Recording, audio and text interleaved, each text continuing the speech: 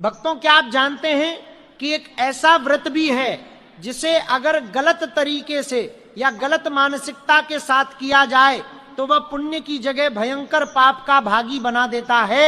वट सावित्री का पावन पर्व आने वाला है। सुहागिन महिलाएं अपने पति की लंबी आयु के लिए बरगद के पेड़ की पूजा करती हैं, लेकिन सावधान, शास्त्रों में साफ लिखा है कि 5 ऐसी महिलाएं हैं जिन्हें ये व्रत भूलकर भी नहीं रखना चाहिए। अगर वे ऐसा करती हैं तो यमराज की कृपा तो दूर, उनके जीवन में बड़ी मुसीबतें खड़ी हो सकती हैं। आज के इस विशेष भाग में हम उस रहस्यमयी सत्य से पर्दा उठाएंगे जिसे अक्सर लोग अनदेखा कर देते हैं। और याद रखिए, जो 5वीं महिला के बारे में हम बताएंगे उसका कारण इतना गहरा है कि सुनकर आपके रोंगटे खड़े हो जाएंगे। इसलिए एक पल के लिए भी ध्यान मत भटकाना, क्योंकि अधूरी जानकारी हमेशा विनाशकारी होती है। प्राचीन काल की बात है, जब सावित्री ने अपने दृढ़ संकल्प से मृत्यु के देवता यमराज को भी झुकने पर मजबूर कर दिया था। उस समय यमराज ने सावित्री से कहा था कि यह व्रत केवल एक कर्मकांड नहीं है, बल्कि यह आत्मा की शुद्धि का मार्ग है। वट वृक्ष जिसे हम बरगद कहते हैं, वह साक्षात त्रिदेवों का रूप माना जाता है। उसकी जड़ों में ब्रह्मा, तने में विष्णु और शाखाओं में महादेव का वास होता है। लेकिन क्या हर कोई इस दिव्य ऊर्जा को संभालने के योग्य है? बिल्कुल नहीं। चलिए जानते हैं उन पहली श्रेणी की महिलाओं के बारे में जिन्हें इस व्रत से दूर रहना चाहिए। पहली श्रेणी में वे महिलाएं आती हैं जिनके मन में अपने पति के प्रति द्वेष या घृणा भरी हो। अगर आप केवल लोक लाज के डर से या समाज को दिखाने के लिए बरगद के पेड़ के चारों ओर सूत लपेट रही हैं, लेकिन आपके दिल में अपने जीवन साथी के लिए कम्बाहट है, तो रुक जाइए। सावित्री ने सत्यवान को इसलिए वापस पाया क्योंकि उनके मन में निस्वार्थ प्रेम था।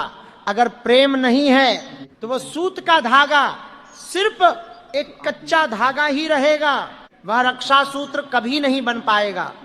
ऐसी स्थिति में व्रत रखने से मानसिक तनाव बढ़ता है और यमराज से पाखंड मानकर दंडित करते हैं। अब बात करते हैं दूसरी महत्वपूर्ण श्रेणी की। वे महिलाएं जो हाल ही में किसी बड़ी बीमारी से उभरी हैं या जिनका शरीर बहुत कमजोर है। शास्त्रों में लिखा है कि शरीर ही पहला धर्म है। यदि आप शारीरिक रूप से असमर्थ हैं और फिर भी निर्जला व्रत रखती हैं, तो आप अपने ही शरीर के साथ हिंसा कर रही हैं। भगवान कभी नहीं चाहते कि उनकी भक्ति के नाम पर आप खुद को तपाएं।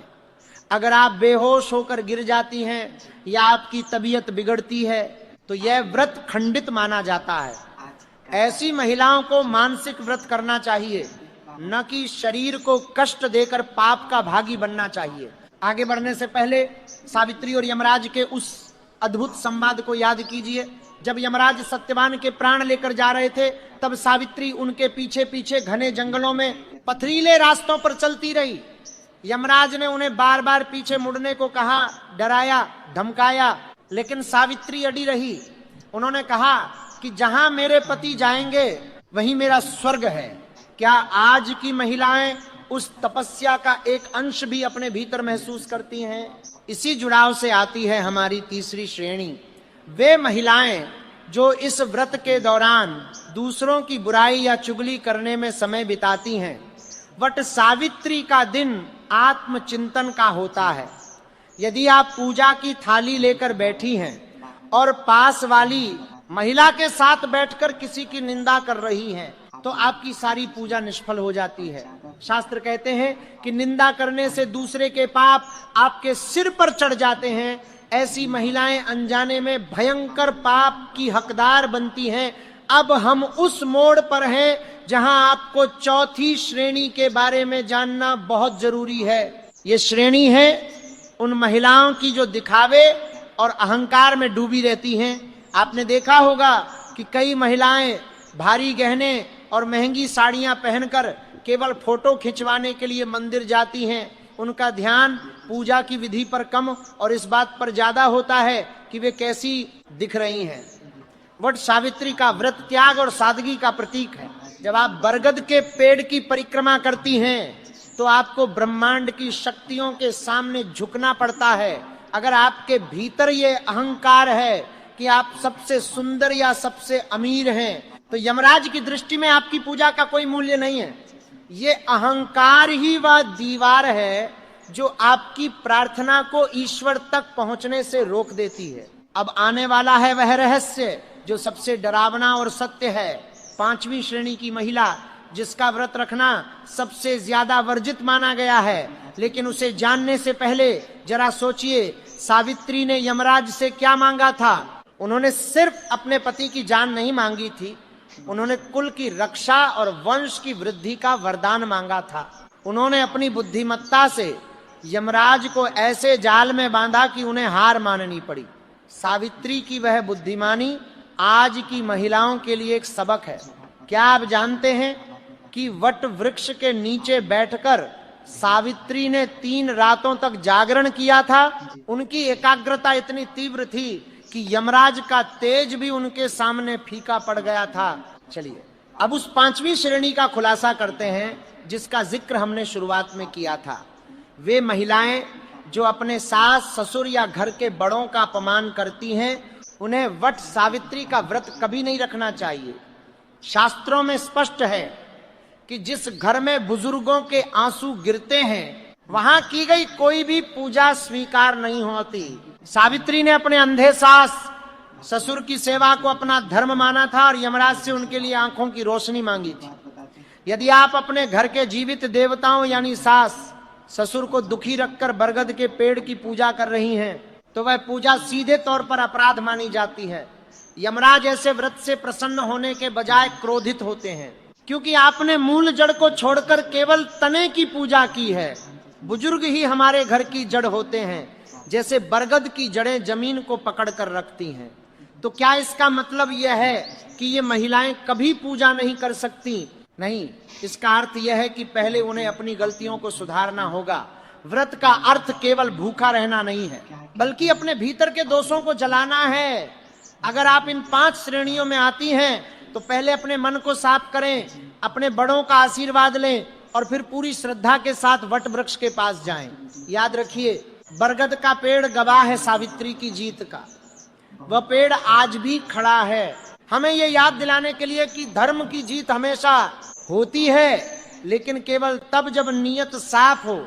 इस वट सावित्री पर जब आप अपने हाथों में वह पवित्र धागा लें तो एक बार अपनी आंखें बंद करके सोचें, क्या आप वाकई उस धागे की मर्यादा निभाने के लिए तैयार हैं? क्या आपके भीतर वह सावित्री छिपी है जो यमराज से लड़ सके?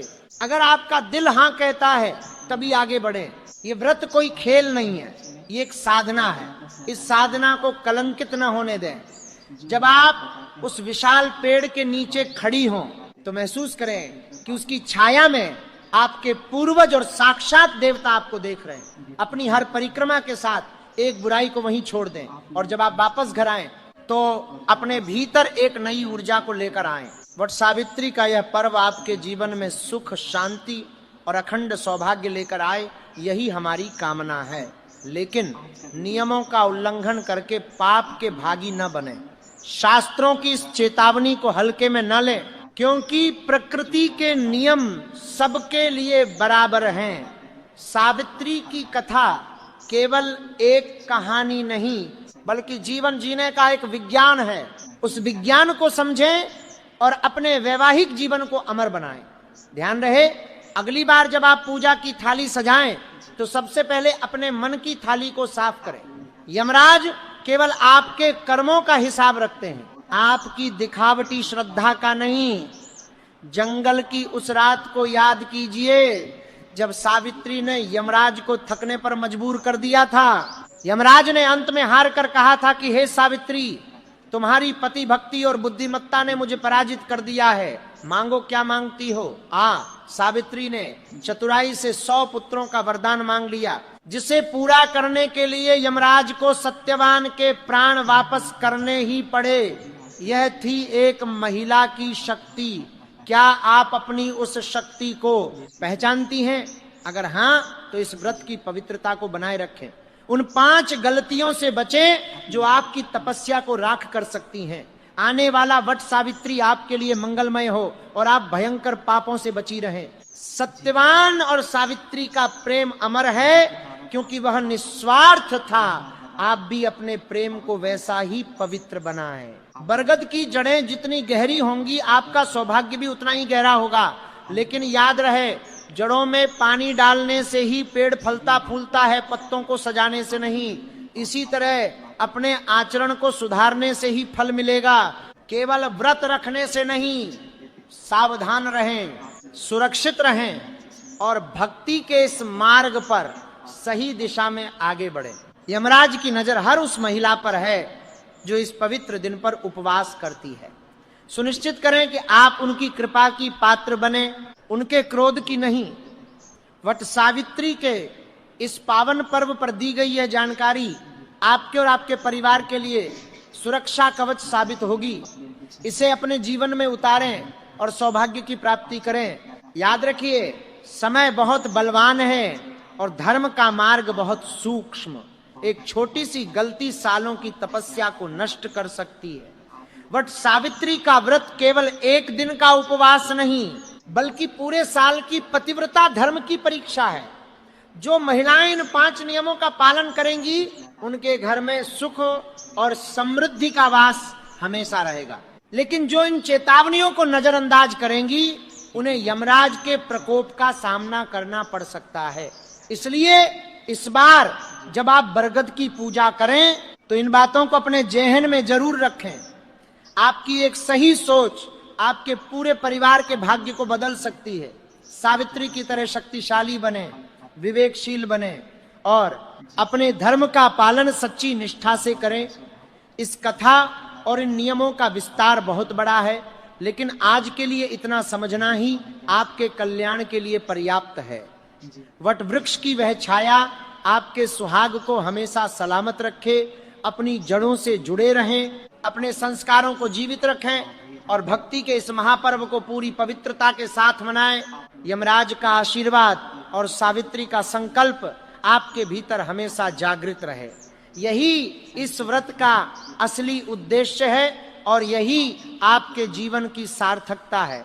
किसी भी भ्रम में न पड़े, बस सत्य के मार्ग पर चलें, क्योंकि अंत में जीत सत्य की ही होती है। जैसे सावित्री की हुई थी, वट सावित्री का यह विशेष अंक आपको जागरूक करने के लिए था। आशा है कि आप अपनी पूजा को और भी सार्थक बनाएंगी। हर महिला में एक सावित्री होती है, बस उसे सही दिशा दिखाने की जरूरत होती है। अपने भीतर की उस सावित्री को जगाएं और अपने सौभाग्य को अखंड बनाएं। पाप से बचें, पुण्य कमाएं और ईश्वर की कृपा प्राप्त करें। भगवान आप सबका कल्याण करें और आपके जीवन को खुशियों से भर दें। वट वृक्ष की जड़ों की तरह आपका परिवार भी हमेशा मजबूत बना रहे और उसकी शाखाओं की तरह आपका वंश भी चारों दिशाओं में फैले।